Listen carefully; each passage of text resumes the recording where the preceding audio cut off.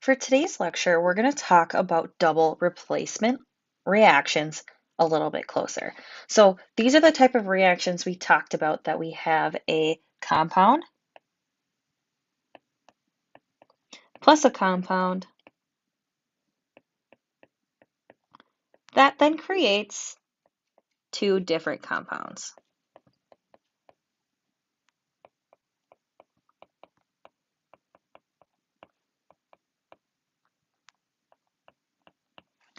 And so for this, this is also the one that I called the double rainbow reaction because we're going to talk about how we can predict the products that will form. But before we get there, a big thing with um, double replacement reactions are predicting the solubility of these compounds. So, are they going to be soluble, which means that you cannot see them in the solution, they are still liquid, or insoluble, so they form a precipitate. And so, what we're going to do is check each of these 10 different compounds with these two tables here. So, these tables tell us if they're either going to be soluble or insoluble. And so one thing that can be confusing about these tables are they have exceptions. So if there's an exception on the table to the left, this means that exceptions form insoluble compounds. Because what this table is saying is that ions, all these ions here, they almost always form a soluble compound, except, for example here, except when they're with lead and mercury and silver. And so when we look at this other table, it's kind of the opposite. So these are all compounds that are typically going to form solids or be insoluble. And so their exceptions form soluble compounds.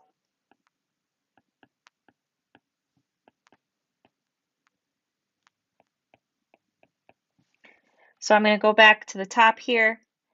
Soluble, we'll think of that as dissolved and think of insoluble as a solid. So let's start with the first one here. So we are looking at ammonium nitrate. And so the way we use this table is we break it into ions. So ammonium being our cation, so positive ion, nitrate being our negative ion. So one or the other may be on one of the tables, or they both might be on a table. So you just have to make sure that you break it down and check. So if we look at NH4, this is going to be +1. This is ammonium. If you look on the table on the left, you'll notice that on the second row down, it's listed as ions that form soluble compounds here, and there's no exceptions. So right away we can determine that because this NH4 is soluble, that the compound is going to be soluble because there's no exceptions. Now if we look at the next one, AgBr. So if we're looking at our tables, there's no one that talks about the Ag ion on either side. See how most of these actually talk about the or the anion, the negative ones, except with these exceptions. So typically we're going to look at our anion, so our bromide ion, and if I'm looking down the table for bromide, I find it here. And so halides, these are just negatively charged halogens. They are soluble, but they do have some exceptions here as well.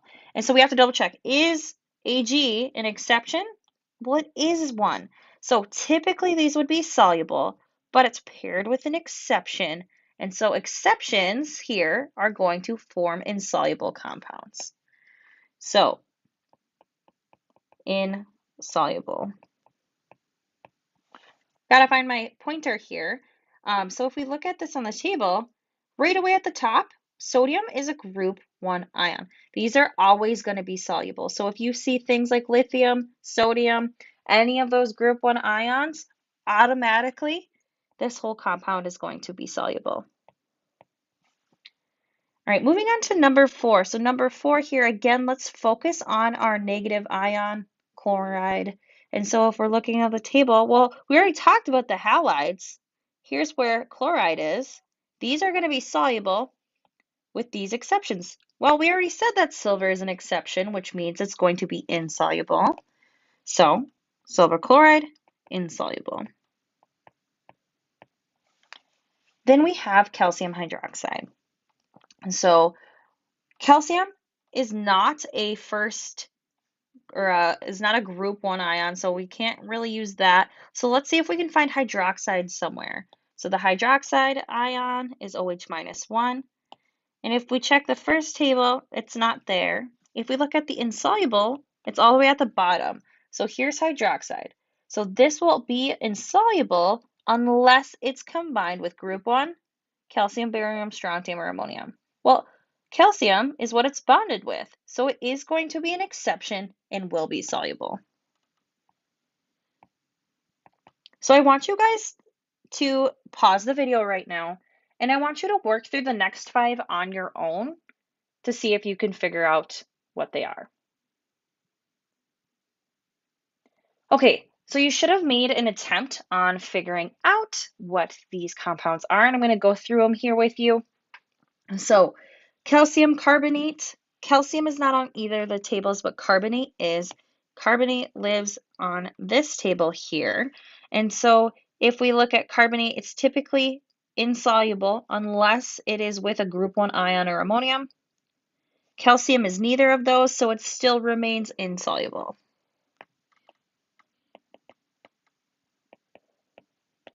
Now we're looking at aluminum sulfate. So if we try to find the negative ion sulfate, that is going to be on the soluble table here. So here are the sulfates. So these will be soluble unless bonded with one of these elements. Aluminum is not on this list, so it remains soluble. Calcium sulfate. So again, we're staying in the same section looking at the sulfates here. And because calcium is an exception, that means it's insoluble.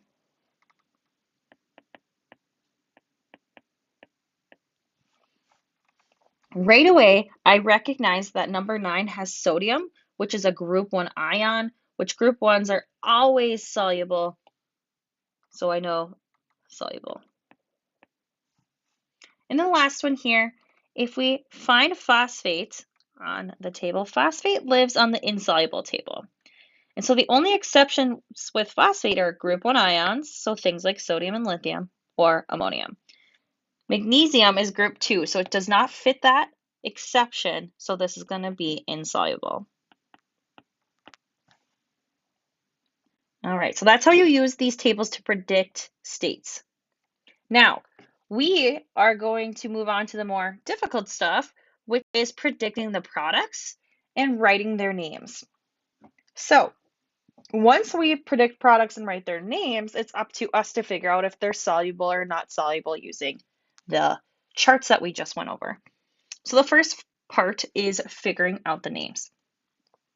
So this is my double rainbow method.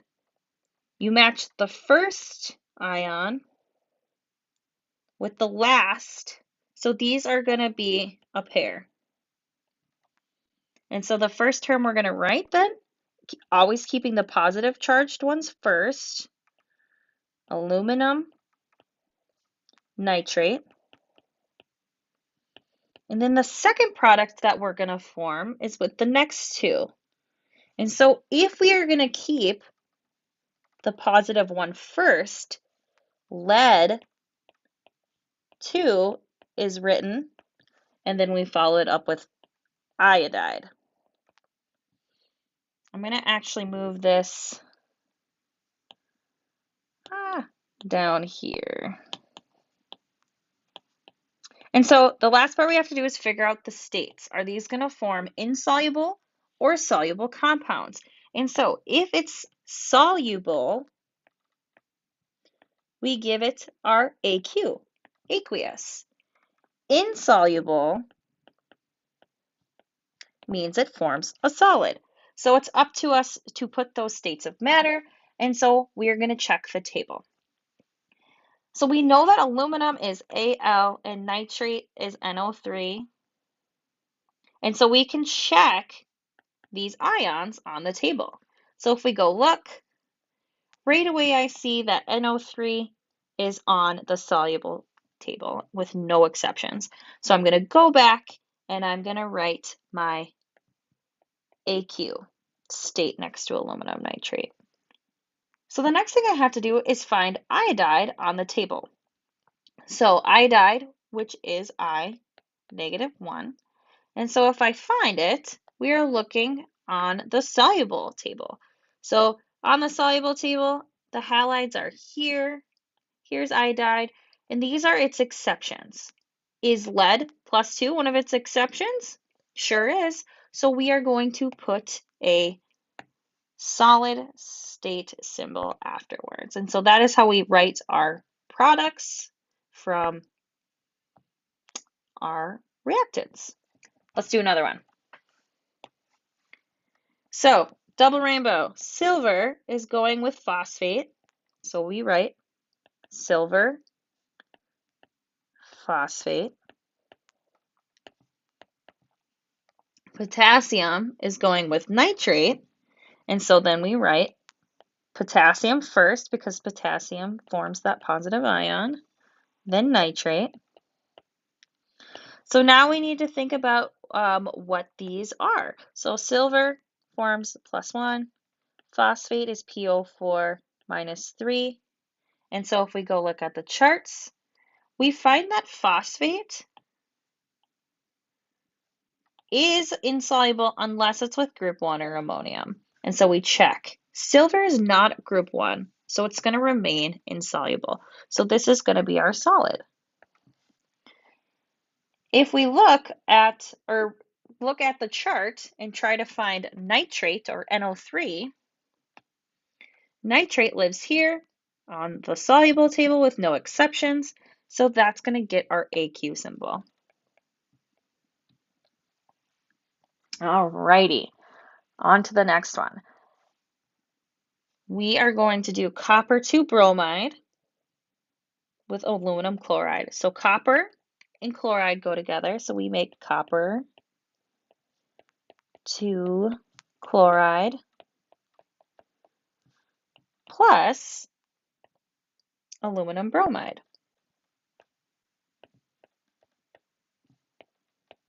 So both of these are bonded to halides. So both chloride and bromide are under the halides, which is soluble part on the table. So we need to check if copper or aluminum are exceptions.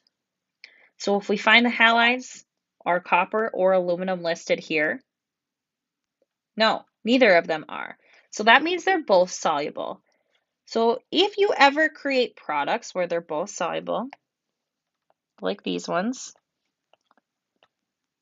this reaction is not going to happen. So we're just going to put an X over the reaction arrow.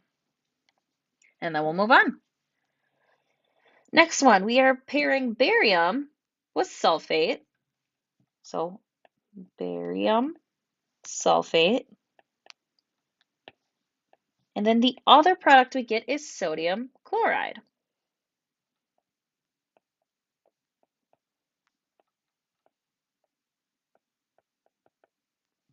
So if we go to try to find the sulfate ion on the table, sulfate or SO4 is at the bottom of the soluble table here.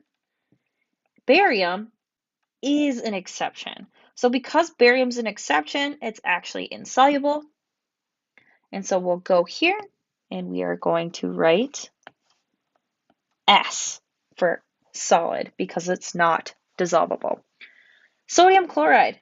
I'm not even going to flip back to the table because this is one thing that you guys are going to get used to. Sodium is always soluble. And maybe that's a little thing you keep in your head. Sodium, soluble, sodium, soluble. So if it's soluble, we get an AQ. This is because it's a group 1 element. All right, last one here.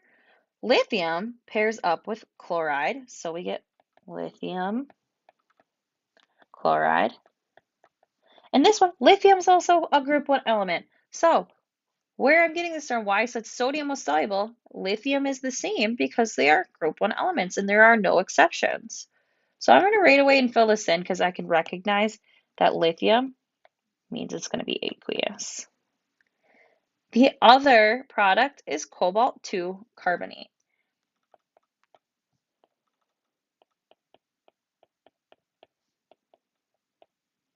So to double check to see if this reaction is going to happen, we're going to go find carbonate on this chart. That is at the top of insoluble. And cobalt is not an exception. So it will be insoluble, therefore solid. This will happen. Alrighty. Now, we're going to really throw everything together here. This will be good practice. The next page here, we're going to use chemical symbols, and we're going to have to practice writing formulas with the newly created compounds and balancing them, okay? And then also making sure that we know how to read those tables to get the states. So, starting with the first one here, still use the double rainbow method. So we're still going to match our sodium ion with our bromide. So what I'm going to do is I'm going to write a blank to leave a space for coefficients for balancing. And so the first way, or the method to writing the new products is don't bring any quantities from the left side to the right. So what I mean by this is, yes, there's two Brs here because it's bonded to calcium, but always come into the new compound over here with one of each type of ion. So we're going to start as if we have one sodium and one bromine. Do you need to change the quantities of either of these to create a neutral compound? No. So you're writing NaBr. That is product one. We're going to leave a space to fill in the state. We'll come back and do that. Our other product we're forming is calcium hydroxide. And so if we think of each of those, calcium is +2, hydroxide is -1. So we are going to have to change the quantities.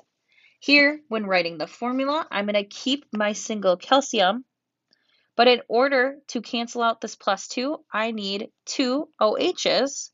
So I'm writing OH subscript 2. And so I forgot to write a blank here for my coefficient, and then I'm going to leave parentheses open for my state. So let's go ahead and get the states of matter out of the way. If we look at sodium bromide, again, sodium, we already know right away that it's not going to be a solid because sodiums are always soluble. And so we're going to give that an AQ. Calcium hydroxide, if we look, hydroxide is on the insoluble table at the bottom here, but calcium is an exception. So that will also be soluble. So if we go back and we're going to add a AQ here because it won't form a solid, that means that this reaction is not going to happen. Now, just for good practice, I'm still going to balance this reaction. So if I do my divider line, I'm looking at sodium, oxygen, hydrogen, calcium, and bromine on both sides.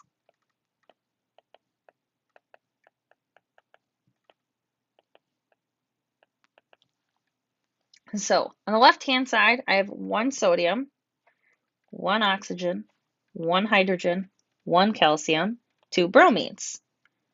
On the right-hand side, I have one sodium, one bromine, one calcium, two oxygens, and two hydrogens because this 2 is distributed. So right away, I notice that my oxygens and hydrogens are not equal. I have 2 on the right side, but only 1 on the left. So I'm going to find my oxygen hydrogen containing compound right here, and I'm going to put a 2 in front of it. That changes Na to 2, O to 2, H to 2. Then on the right-hand side, well, my bromines and my sodiums aren't equal. So I'm going to put a 2 in front of that as well. Now I have 2 sodiums, 2 bromines, and my equation is balanced. All right, next one here. So first product we're going to form, silver with chromate. And so I'm going to leave my blank. Silver has a +1. Chromate, so Ag is +1. Chromate is -2. So I'm going to need 2 silvers for every 1 chromate. We're going to leave a spot for state. And our other product we make is with Fe and NO3, so iron nitrate. Fe. So what is the charge of iron? Well, we have to figure that out from this compound here. If chromate is -2 and it only takes 1 iron to cancel that out, iron must be +2. If iron is +2 and NO3 is -1, we must need 2 nitrates to cancel out the charge and leave a spot for the state. So let's go check solubility rules. We're going to look at chromate with silver. Chromate lives here, and silver is not an exception. So because chromate's on the insoluble table with no exceptions, this is going to be solid. Nitrate is on the soluble table with no exception, so it is always soluble, so this is AQ. So yes, this reaction will happen. And now we just have to balance. So I'm going to erase my ions here. Get ready to balance. We are looking at Ag, N, O, Fe, and Cr.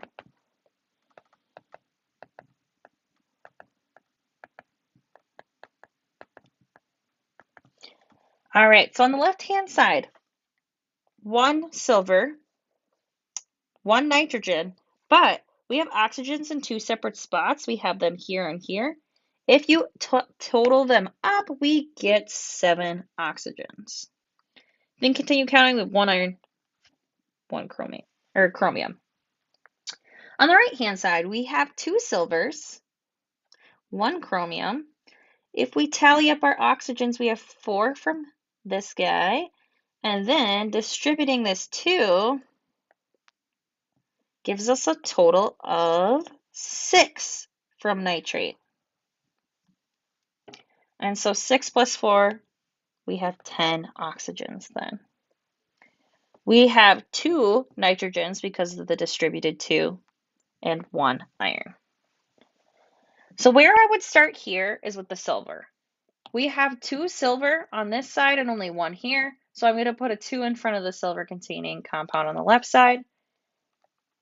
That now changes my totals to 2 silver, 2 nitrogens, and now I have to retally up my oxygens.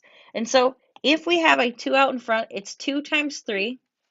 So we get 2 times 3, which is 6 oxygens from here, plus the 4 over here. Well, that gives us 10.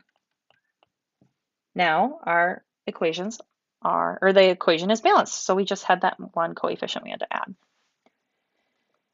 Next one. So we are going to create silver sulfide. So leave us blank, and then Ag is +1, so we need 2 of them for the -2 sulfur. State, and then we're going to make potassium nitrate. So potassium's +1, nitrate's -1, so we just need 1 of each. Nitrates, those are always soluble, so I'm putting AQ there. And potassium is also a group 1 element, so those are always soluble. Now looking for sulfide, that lives on the insoluble table. So here's sulfide, and because that the silver is not an exception, it will be insoluble. So that's going to be our solid, so this reaction will also happen. And then we're just left to balance. We have silver, nitrogen, oxygen, potassium, sulfur.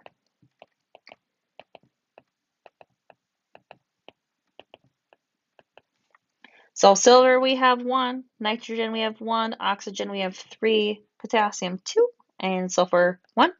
On the right hand side we have 2 silvers, 1 sulfur, 1 potassium, 1 nitrate, and 3 oxygens. And so what I noticed right away is that I have 2 silvers here and only 1 here. So I'm going to put a 2 in front of my silver containing compound, update my totals to 2, 2, and 6. On the right hand side, now my nitrogens aren't balanced. I have 2 nitrogens here and only 1 here. And so I'm going to put a 2 in front of my nitrogen containing compound. I now have 2 potassiums, 2 nitrogens, 6 oxygens, and this actually balanced my reaction. All right, so I want you to try the last 2 on your own. So on your own, you're going to create the products, you're going to fill in the states, and you're going to balance the reaction. So I expect you guys to put in some good time here. And then when you're done, unpause the video and I will continue going so you can make sure you did it correctly. All right, so hopefully you actually gave this a try. That's going to be the best of benefit to you. Either way, I'm going to go through this. So we are going to make ammonium hydroxide. So both of those have a charge of 1. So ammonium's +1, so it goes on the left. Hydroxide is -1. We don't need to change the quantity of either ion here. We'll leave a space for a state. The other product is lithium phosphate. And so lithium has +1, so we need 3 of them to cancel out phosphate. And then we have to leave a spot for our state and our coefficient. So lithium right away, again, group 1 element, right away we're writing AQ. We know that lithium is soluble. We have to look up ammonium hydroxide on the table here. And so if we look up hydroxide, that's on insoluble all the way at the bottom. But when it's with group 1 ions, this is going to also be soluble. So both of these get an AQ, which means this reaction is not going to happen. But I'm still going to balance for fun. We have to consider nitrogens, hydrogens, phosphorus, oxygen, and lithium.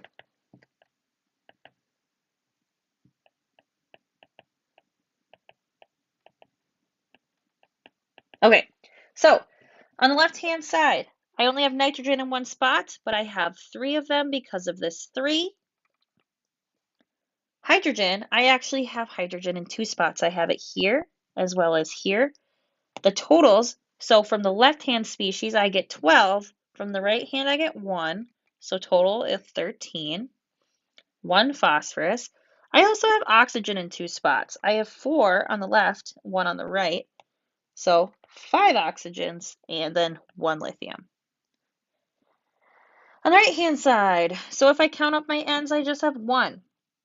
My hydrogens, however, though, are scattered throughout the same compound. So hydrogens, I get 4 from the ammonium and 1 from the hydroxide. So I actually have 5 hydrogens here. Counting up my oxygens, I have 1 here and 4 here, so I have 5 in total. I have only 1 phosphorus, and then I have 3 lithiums. So the first thing I'm going to do here, I have 3 nitrogens on one side and 1 on the other. So I'm going to put a 3 in front of the nitrogen containing compound. My new totals are then 3 nitrogens. This means that I have 3 times 4 plus a 3 times 1. So 3 times 4 is 12. Plus another 3 is 15. So that's how many hydrogens I have. Then, if I look, this is still not balanced. I have uneven lithiums here. And so if I put a 3 in front of this lithium on the left-hand side in hopes to make Li3, this is going to change my totals as well. So now sorry. I also have to total my number of oxygens. So I'm going to erase these. Oops. If I were to look at my oxygen, I have 3 oxygens coming from the left-hand compound plus the 4 from lithium phosphate. So that means I have a new total of 7. Now, if I go on the left-hand side and put a 3 there, lithium now becomes 3. If I add up how many oxygens I have 3 that come from here plus the 4 that come from here. So now I have 7 oxygens. If I retally my hydrogens, I have 3 that come from the 3 lithium hydroxide plus the 12 here. 3 plus 12 equals 15. So now I'm all balanced. All right, last one here. Calcium goes with carbonate. So we get CaCO3. They're equivalent in charge. And then we get NaCl. Those are also equivalent in charge. And so you should know right away NaCl is going to be soluble because sodium, group 1 element, soluble. If you look up calcium carbonate, carbonate is at the top of the insoluble chart, and calcium's not an exception. So we know that is going to be our solid. For balancing, we have calcium, chlorine, sodium, carbon, oxygen.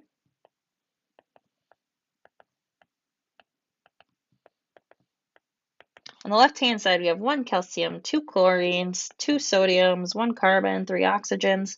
On the right-hand side, 1 calcium, 1 carbon, 3 oxygens, 1 chlorine, 1 sodium. So the main difference initially is with the chlorines. So I am going to put a 2 in front of sodium chloride, change these both to 2, and we are balanced. So now you are to turn this in online to the original post, and I will check in with you guys for review for your test on Thursday.